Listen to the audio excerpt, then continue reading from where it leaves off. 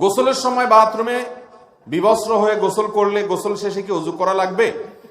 গোসলের সময় যদি আপনি বাথরুমে টয়লেটে গোসল করেন, আপনি গোসলখানায় গোসল করার পর যদি বিবস্ত্র হয়ে গোসল করেন, তাহলে বিবস্ত্র হওয়ার কারণে ওযু ভাঙবে না।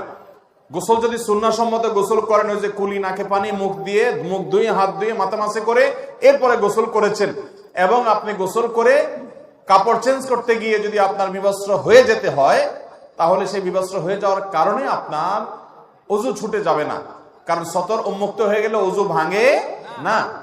তবে একান্ত নিরুপায় না হওয়া ছাড়া আপনার যেমনি সেমনি বিবস্ত্র হয়ে গোসলখানায় গোসল করা পুরো সময় ধরে, এটা অনুত্তম এবং অনুচিত কাজ, কিন্তু এর কারণে বড় গুনাহ হবে না। বাট এটা ইমানদারের ইমানের সাথে, ইসলামের সাথে সঙ্গতিপূর্ণ নয়।